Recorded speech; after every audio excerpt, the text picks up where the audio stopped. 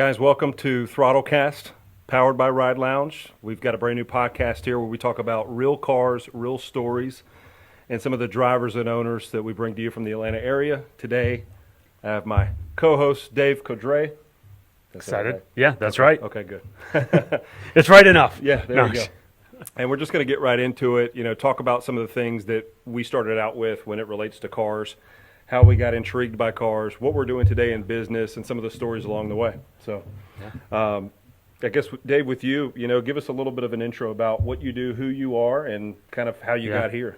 Well, I think everyone's got a mix of, they've got a job, a career path, and they've got hobbies. And you got to kind of, any way you can mix the two of them together, the happier you're going to be, my view. But it started in real estate. Always been in real estate. It's kind of been my whole career path. But along the way, I mean, my first kind of like gig to go try and make some money was, how do you buy a car and fix it up? It's kind of been my story with everything. Yeah. Fix something up, sell it, and try and make some money. But did it with some buddies in high school, buy like an old Honda CRX. There we go. Fix it up. So I think we paid $500 at a salvage auction for it, $1,000 or something. We have similar backgrounds. Yeah. And it was super fun. Loved doing it. And had a Mitsubishi Eclipse in high school. Kind of those high school stage where like some stuff is cool. And now you look back and you're like, what was I thinking? Yeah, and it was fun. And these were like pre, JDM days. Before Yes. JDM was even a thing back then. So Yeah. hats off to you for being a pioneer in that. So like from the time that you were growing up, I mean, what was the one moment where you're like, I think cars are kind of my thing, like as a child? I mean, take us all the way back. Yeah. I mean, I always, you get your license when you're 16. Some of those states, I was like, man, Iowa, I think it was like 14 at the time. I was like, gosh, that sounds awesome. Yeah. But 16, you get your license. It was probably really hit the most. I went to the Berlin Turnpike in Connecticut, which is like outside Hartford, this kind of random red light, fast food, everything you can think of tracked. And I remember driving, it was like a 4-hour drive to get up there. People had, we didn't have the internet. So That's right, yeah. there's no internet. There wasn't like someone text you or you look on Instagram and go find out where something's cool.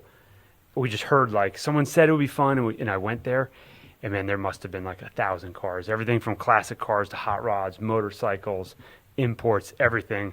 And everyone had their own little parking lot they were in, and you could it was basically a giant car show driving up and down the strip. Yeah. Did you have car clubs? No, I didn't know anyone. Okay. I was just like, this is going to be fun. I'm going to go do it. Yeah. And just go figure it out. But it was awesome. I met so many cool people and just all the different cars you could see all in one spot. Then I was hooked. I was like, there's no particular, I'm like, hey, this is exactly what it is. But I'm like, you see like a 60s muscle car. You see one of these hot rod little cars. All of them are awesome. Tons of variety. It was all cool. It was all in one spot. Yeah. So it was literally the coolest thing I'd ever been to. And then I was hooked. And we had, I grew up in Pennsylvania. We had like a huge German car fest that was there in my town. That's amazing. And then Carlisle, Pennsylvania has some massive car shows. So it was always like kind of there. Yeah. But then once I went to the Berlin Turnpike, I was like, oh my gosh, this is amazing. Yeah, it's amazing. It's so much fun. Love German cars. I've had a ton of them.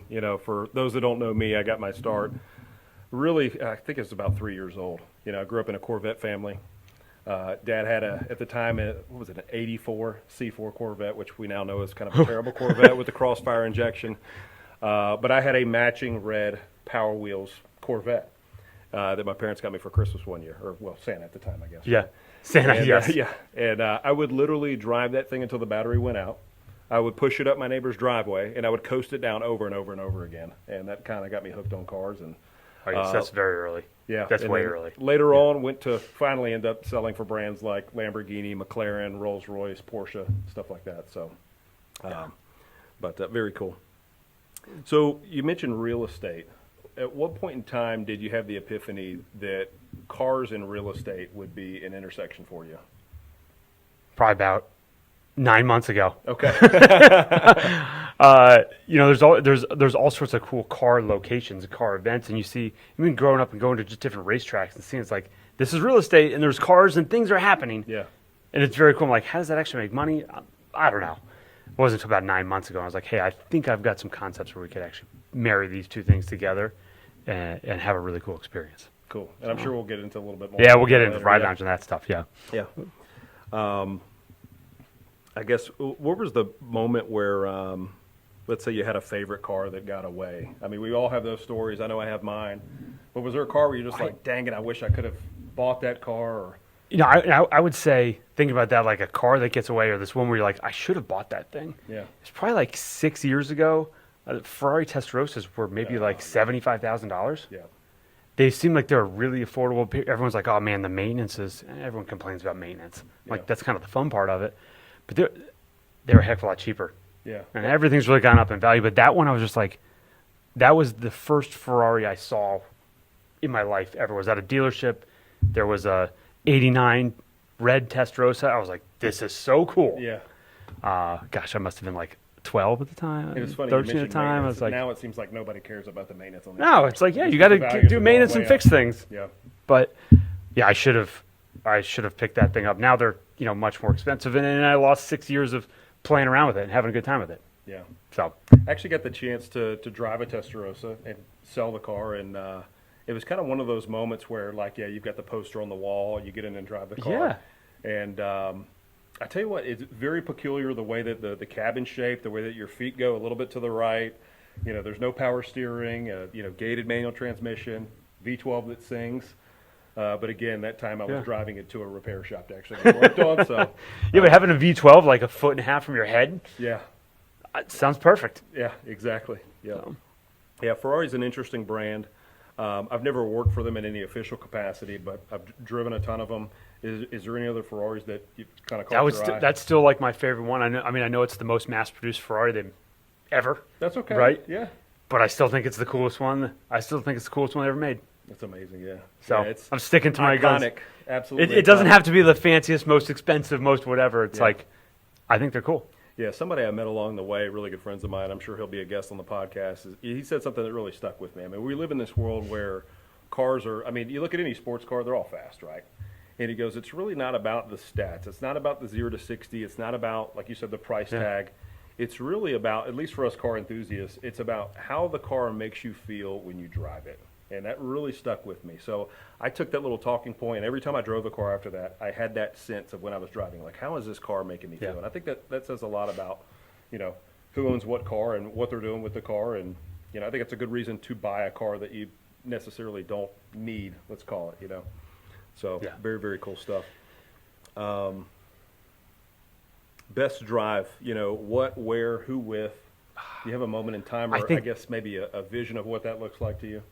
I mean, for me personally, like, the more you can interact with other people when you're doing something, I think it's more fun. Community aspect. Yeah. And it's always like, maybe the most recent one is the most exciting, but I remember we did a road trip in college, we're driving to Atlanta, our car broke down, a friend picked us up in their like 90s Dodge Caravan. It was like the first minivan thing. It had no seats in the back. Yeah. We drove all the way down to Daytona Beach and then all the way back up the East Coast. I was like, this is an amazing road trip. That's amazing, yeah. It's like, if I get a 90s Caravan with no seats in it, and now I'm like, oh, seat belts, car seats, all the safety stuff, right? But like a 90s Caravan with no seats, my kids would probably think it's the coolest car in the world. Right, yeah. They'd be like, our dad is awesome. Look at this car. It just had beanbag chairs in the back of it. Yeah, kids are a big driver of my personal car journey, especially now having a son. And, the cars that I thought were like the best and coolest, it's like, whether it be the 911 Carrera S that I owned, or we had an Audi RS5 for a while, and my son's like, yeah, it's pretty cool. It's like, well, what's your favorite one? He goes to the Tesla. And I'm like, okay, well, Yeah, it's really, love it, I love it. Yeah. I've got an 84 Mercedes fire truck that I imported from Germany. I haven't done any big road trips in it, but that is probably the most fun to drive around. It only goes 45 kilometers an hour, so it's not going anywhere. I don't even know what that is. Yeah, that's like 30 miles per hour or something it's like really that. slow, but it seats 9 people. Yeah. And it's enormous and it has sirens. More so of a like, community aspect, yeah. Who doesn't want to ride in that? I can take 9 people on a trip with me. And you've got some big plans for that, don't you? Oh, yeah, that's going to be a tailgate. It's going to be amazing. That'll be cool. So I can't wait to see that. I'm sure it'll have some branding on it, too, for what we're going to talk about later. Did you have a mod that maybe changed one of the cars that you own where it really made a huge impact that you remember? Oh, I mean, I could go back to the first things that I was doing with it, but I mean, I did everything from sports cars to like, how high can I make this Jeep Wrangler so the center of gravity gets higher and higher and higher, right? So that was probably, I lived in Washington, D.C., and I had a Jeep Wrangler that had no parts on it, huge tires, an even bigger roof rack, and you put the tire on top of the roof rack, completely impractical. Yeah.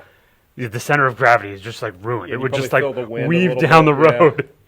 But it was super fun. Yeah, I think mine was probably like the first intake that I ever heard. I was just like enthralled with it. Like a buddy of mine yeah. had it was a really old school, kind of I don't know what year this was. It was probably a early 90s, the jelly bean shaped Nissan Altima. You remember those? Oh, yes. But it had a manual transmission, which, that made it a sports car ultimately Yeah. when you're 15, 16 years old. And I don't even think they made intakes for that car. So he literally had removed the factory airbox, put like a K&N cone filter on the end of it, check engine light right away, right? But just the sound that Because it the made, sensors he took the was like- sensor off of it I too. was like, wow, this is really cool. So what did I do when I got my first car? It was a 91 Civic hatchback. I just pulled the airbox off, and I got a little bit of that. But it made a huge impact. You weren't really going faster, but I guess it No, felt but like it's it. fun. Yeah. Yeah, it's super fun. So shifting gears a little bit, I mean, I've been in the automotive industry nearly 20 years. I've got clients that have not just one car, not just 2, 3, or 4, but sometimes 5, 10, even 40. I remember I had one guy that I started with 60-something cars, and then he started to allow me to consign them off. We got down to 40, and, we did a lot of deals together. I'd trade for 10. I'd sell them back 4. He had a storage option that was pretty unique. Now, he owned a company, we'll say, and was in a high-rise in a building in Tennessee, made friends with the owner, and somehow got an entire level of the parking deck dedicated to his collection. So he kind of lucked out. For some guys, it's car lifts in the garage, pending the wife's approval, right?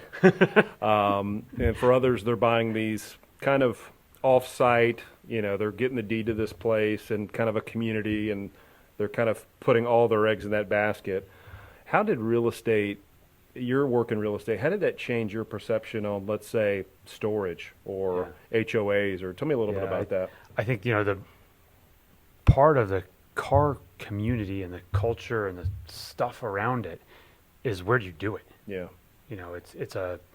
It's kind of hard to find, like, hey, where can you go and hang out and just meet random people? You can't just Right. necessarily do it in the mall parking lot all the time.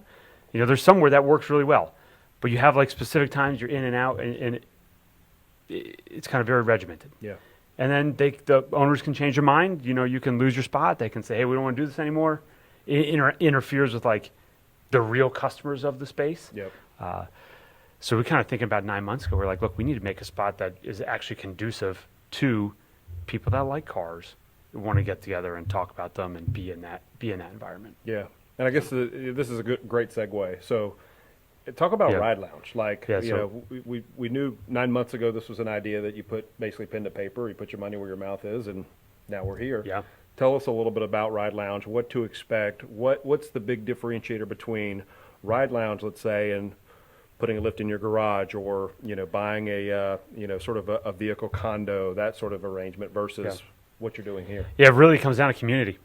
The Ride Lounge, the concept is that we are going to have the best people to be around. It's important. So it's going to be the best car social scene that you can find. We're never going to have the most expensive, rarest, nicest cars all the time, because all of our people drive them. Yeah. They drive them almost every week. People are moving stuff in and out and driving it. But we're also not going to have, we have a great facility. We have a nice facility that we have control over. We don't have to sign a lease, so we're going to buy our locations and ultimately own a few of them. So we know we can be here. Yeah, you're not going anywhere. Yeah, we're not going anywhere. Yeah. So we've got a long-term commitment to what we're doing here, and it's really around building just an amazing community around cars. Yeah.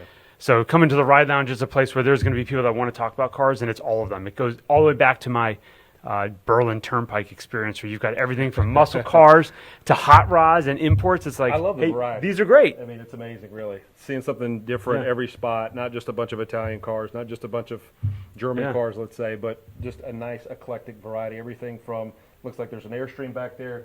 We've got a couple Lamborghinis. There's a JDM right-hand drive, something behind us.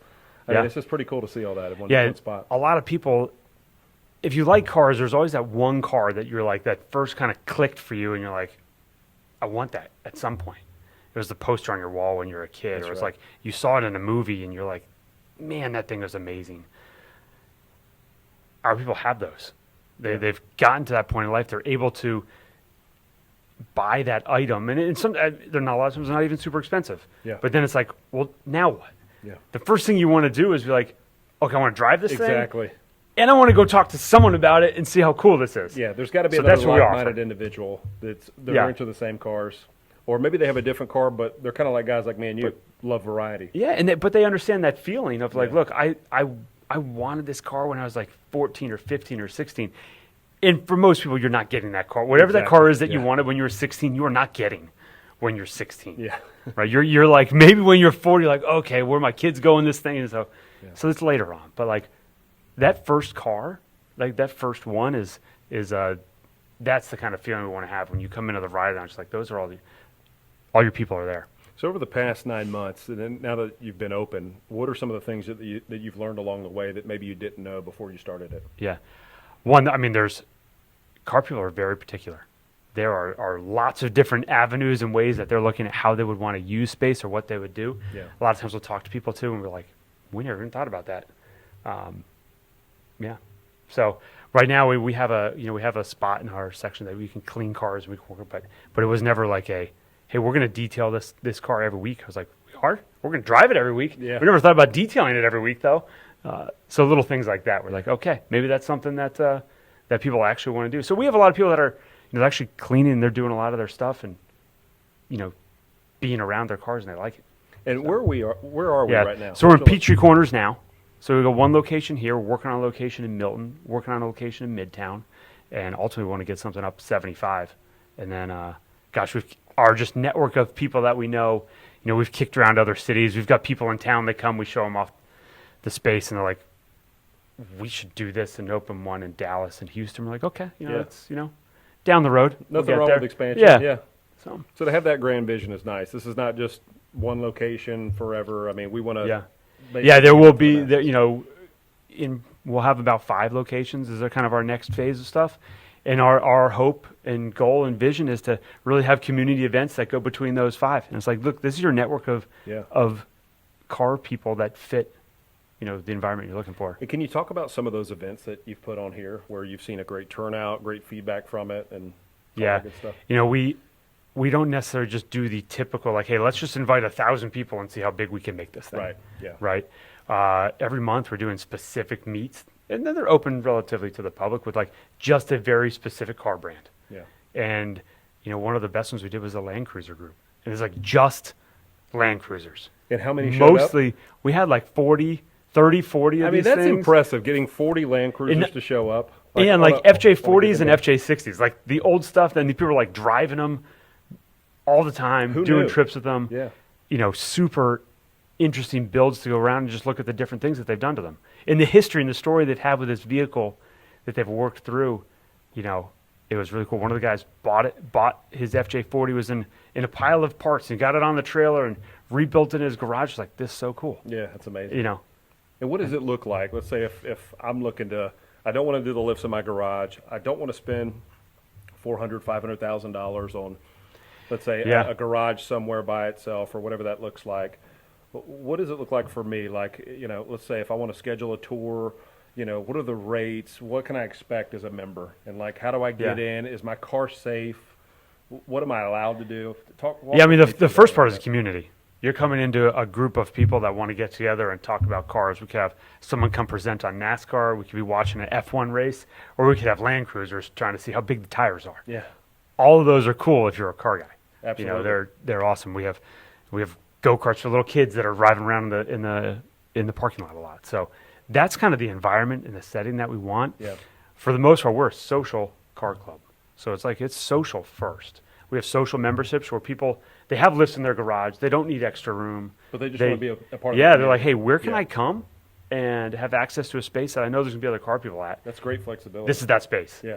And if they do buy a car and they're like, hey, I want to add storage, then I want to park in here for a little bit, we can do that too. Yeah. No They building the extra garage, no putting the lift Yeah. in. It's like, hey, let's just put the car over here. And it might be a Social members. phase. Yeah. Or we got some people too, like you know, 2 or 3 kids, and all of a sudden you got extra cars these kids are driving around in. And you're like, well, I'm not getting rid of my car. Put it here for a little bit. Yeah. And so, like, when can I come and get my car? Like, is there set hours? Yeah. I mean, what does that look like? And we're basically open all day. People have facial recognition software to get in the doors. Wow. There's Bluetooth access, so real technology security's behind it. live. It tracks everyone when they come in. Cameras, all that good stuff. It knows who the guests are, right? So that stuff's got to be there. Yeah. So And I mean, that just goes like the whole technology and AI movement stuff is super exciting. It's really applicable to everything you're thinking of. Absolutely. So we're using that stuff here. Yeah. It's exciting stuff So you to don't even give see me it in a action. key to go in here? Yeah, no Unlock? keys. Okay. No keys, and people have their car keys. Even man, some people that have Teslas, they're just using their phone. Yeah. They're just coming in here with a phone, leaving with a phone. It's amazing. But, yeah, technology is really key. I mean, I know in my businesses we use AI for everything. I mean, shoot, we even used AI to help with one of my son's like science projects, you know, and it was really helpful. We didn't copy it word for word, but we're like, hey, this is a pretty good at least outline. get me started. Yeah, exactly. Kind of Yeah. gets the ideas flowing.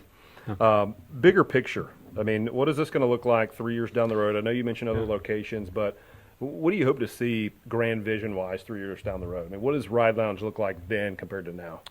I mean, locations, yes, but people that build real relationships with other people that are in person, that are active, and have the opportunity to make their lives better because they came here. Yeah. That's the ultimate goal. The Love more it. people we can have that their life is now better because they came here, they met great friends, they've had great experience, they feel more connected in their community. That's our goal. I can't tell you the countless relationships that I have, both in my personal life, you know, family, friends, business.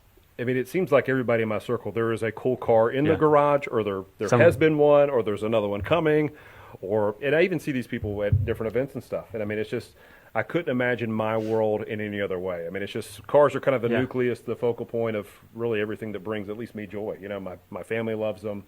I mean, everybody that I'm friends with typically has been in this business of, you know, in some regard. So that's huge. Yeah.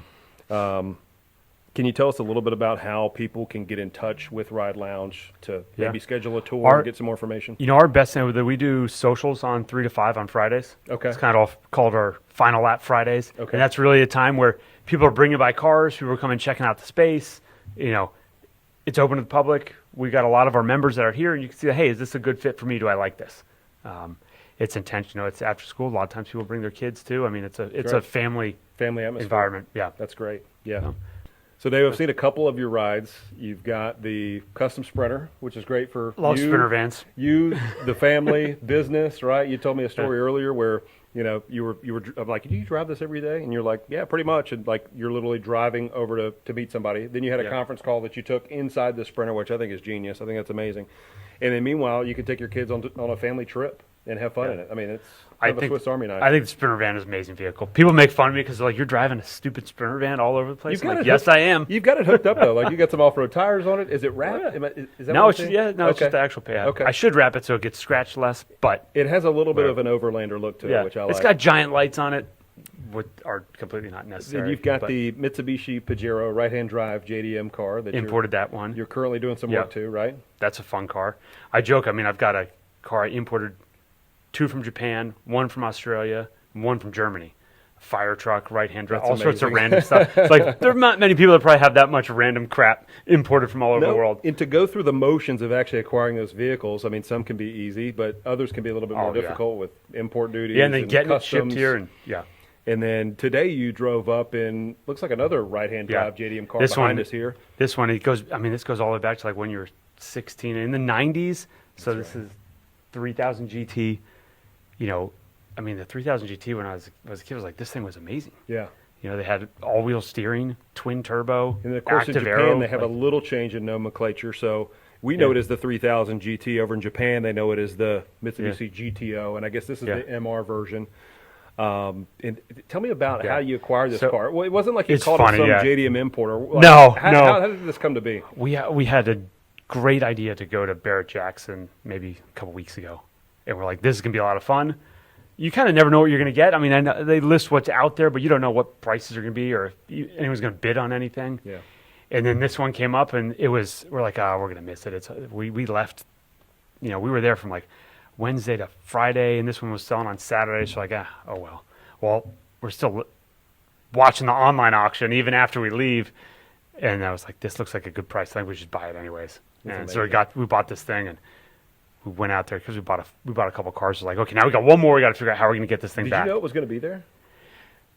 No, I did not even know it was gonna be there. I would think that the last thing at a Barrett-Jackson auction would be like a right-hand drive JDM car or something. Right? Yeah. I mean, And occasionally then- you'll see the Supers and stuff like that, but like for this to come off the block, I just Yeah. wouldn't predict it. And then once I got there, they had an R32 right-hand drive Oh, nice. and this GTO MR right-hand drive. I was like, oh my gosh, these are the R32. Those things have a ton of following, so that thing went pretty high. But this is a great deal. We're excited about it. Yeah. I'm like, it's super cool. I always loved the car from when I was a kid. I wish it had like the combat wing, the big flap. Oh, yeah, like, that's right, yeah. We used to joke like that. You can like dry your clothes on the back of that thing if you're driving around, maybe. But it's pretty neat. And then they you had know? some rare variants. Remember the one that had the retractable hardtop? Oh, yeah, that was the a Spider. That was a big The deal Spider. back in the day. You almost Yeah. never limited production, if I remember correctly. Yeah. I'm not sure the exact And some of number, the unique colors, like they just didn't make that many of them. Like I think they only made 3 blue 3000 GT VR4s. and I mean they had an ever. incredible marketing team at the time because Oh, they were so everybody good. wanted that car. Yeah, they were Everybody so remembers good. the red one with the side profile and the Yeah. top going back, and it The just big chrome wheels that it came with. it looked great with the top up and the top down, Yeah. which is not always the case. You look at like some of like the E90 series BMWs with the retractable yeah, hardtops, it's like- kind of chunky,